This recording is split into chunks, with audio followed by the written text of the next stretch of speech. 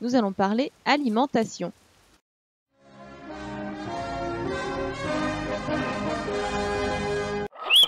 Pour cette vidéo, il va nous falloir de la bouffe et un cochon d'Inde volontaire.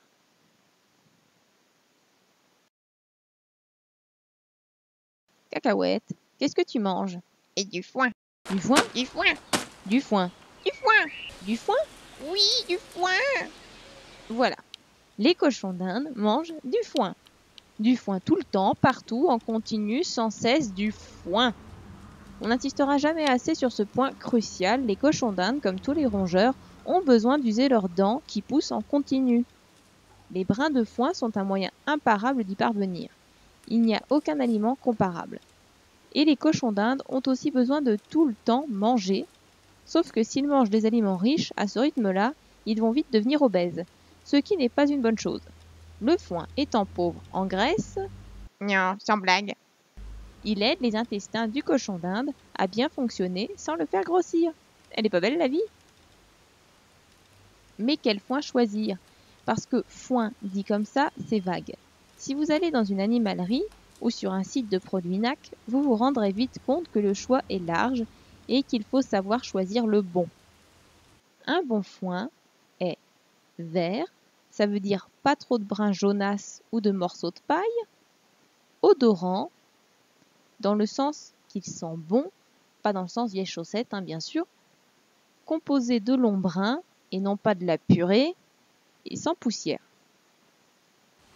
Il est impératif que votre cochon d'Inde ait du foin à disposition 24 heures sur 24 et 7 jours sur 7. Il faut conserver le foin au sec, à l'abri de la lumière pour éviter qu'il ne jaunisse, et à l'abri de l'air pour qu'il garde son odeur.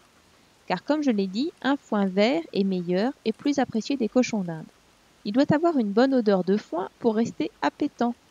Le foin dans un râtelier se gâche moins, mais il arrive que des cochons d'Inde préfèrent le manger au sol, à vous de voir. Mettez-lui à disposition une quantité correspondant à sa consommation pour la mi-journée ou la journée maximum, sinon il va prendre l'air, ce qui entraînera Une perte d'odeur le rendant moins appétant? excellente réponse. C'est bon? Vous avez pigé? Attends, on n'a pas fini? Ah oui, il y a quelques autres trucs aussi à mentionner parce qu'ils ne mangent pas vraiment que du foin. Après le foin viennent les légumes. Ils vont apporter aux cochons d'Inde des vitamines, des fibres, de l'eau. Évidemment, vous vous doutez bien que rien n'est simple, que tous les végétaux ne sont pas bons à donner, que certains sont à proscrire et d'autres à limiter en quantité. N'étant pas nutritionniste cochon d'Inde, ni humain d'ailleurs, je reprends ici, mot pour mot, les recommandations du site Cobayes Club, dont le contenu est validé par un vétérinaire NAC.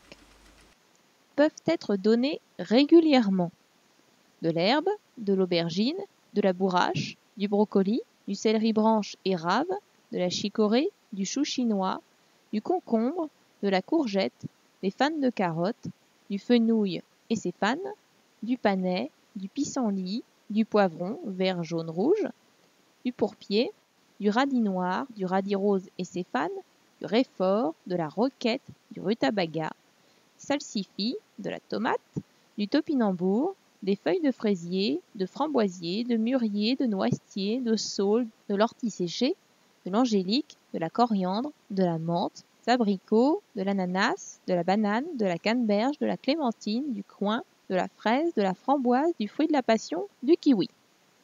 C'est pas mal, hein? Sont à limiter, c'est-à-dire une fois par semaine.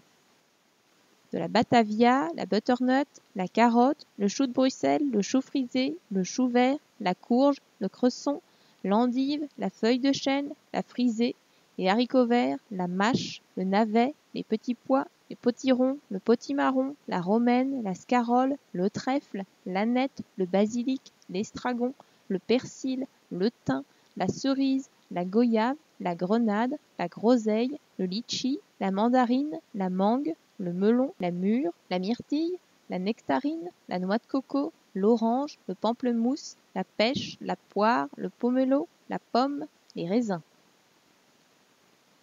Et ensuite, les aliments qui sont à éviter ou à proscrire.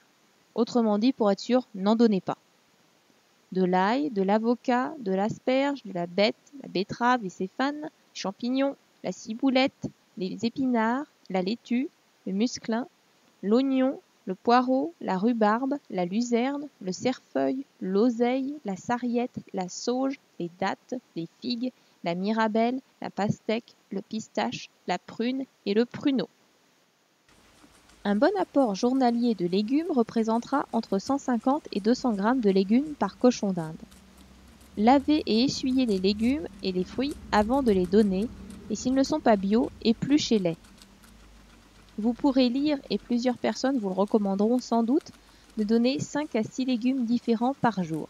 Personnellement, je me contente d'en donner 3 différents par stratégie. Si j'en donnais 5, ils se contenteraient de manger ceux qu'ils préfèrent et ne toucheraient pas aux moins appréciés.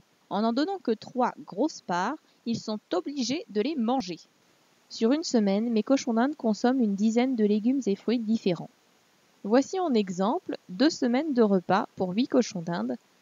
Je fais 2 repas par jour, 2 légumes le matin et 1 le soir. Vous remarquerez que dans ces exemples, très peu de fruits sont présents. Ce sont les légumes qu'il faut mettre en avant et limiter les fruits car ceux-ci sont sucrés et vont favoriser l'obésité.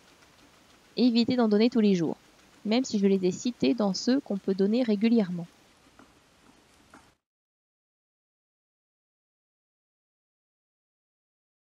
Première chose, les granulés doivent être des extrudés, pas des mélanges de graines. Les mélanges de graines, c'est ça.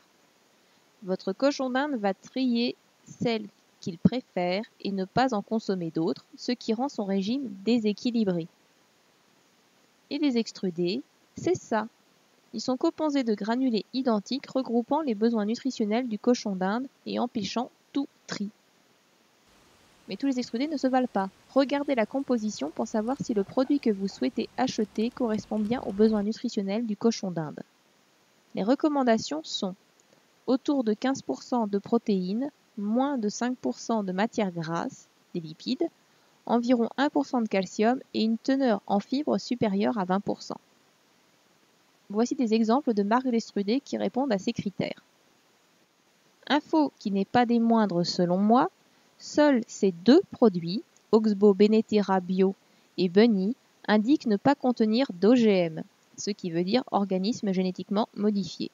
Étant écologiste et ayant à cœur le respect de la nature et la santé de mes cochons d'Inde, je refuse de les nourrir avec des aliments trafiqués qui mettent en péril les écosystèmes et qui rapportent du fric à des multinationales peu recommandables. La marque Versel Laga vante même les bienfaits des OGM sur son site. Je suis pour un boycott total de cette marque qui est malheureusement très répandue et qu'on trouve partout. Si vous souhaitez changer de marque d'extrudés, pensez à bien faire une transition sur plusieurs jours pour votre cochon d'Inde, donc environ sur 4-5 jours. Vous incorporez petit à petit aux anciens granulés les nouveaux pour augmenter les quantités et finalement, le dernier jour, supprimer totalement les anciens granulés. Pour la quantité, 2 à cuillères à soupe par cochon d'Inde et par jour. Sachez que les extrudés ne sont absolument pas obligatoires. Si votre cochon d'Inde mange du foin, des légumes et fruits variés et sa vitamine C, les extrudés ne sont qu'un bonus. C'est souvent un petit plaisir pour eux, mais pas un aliment nécessaire. Personnellement, je les utilise pour leur faire plaisir et comme régulateur de poids. Leur dose est plus importante en hiver qu'en été. En hiver, je donne 2 cuillères à soupe par cochon d'Inde, en été, même pas une demi. Sauf Buster, qui étant senior, il a 7 ans, a 2 cuillères à soupe avec des flocons d'avoine en plus pour l'empêcher de trop maigrir.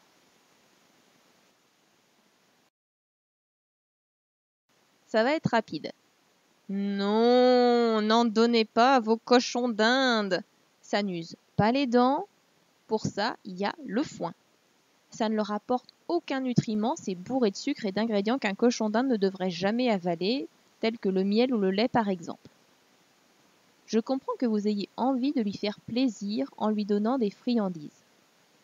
Sauf que pour ça, comme nous l'avons vu, il y a les fruits, les légumes, les extrudés qui peuvent tout à fait servir de friandises.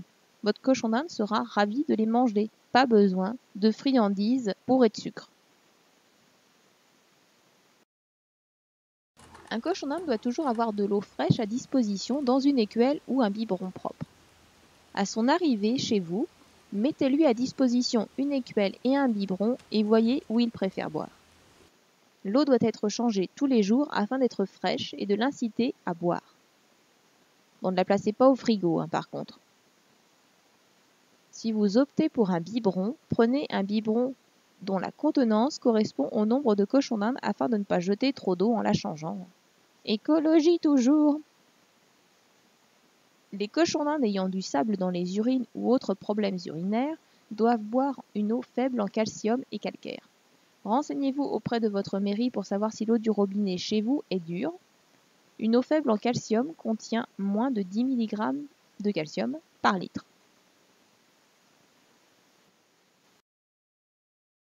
Il n'y a qu'un seul complément alimentaire et qui est capital, la vitamine C. Mais pour ça, regardez l'émission 1. Voilà, on a fait le tour de ce que vous pouvez donner à votre cochon d'Inde. Tout autre aliment est à proscrire. Pas de pain dur, pas de biscuits, pas de chocolat, etc. Avec tout ce que j'ai cité, il y a largement de quoi varier ses repas, non? C'est bon? Vous avez pigé?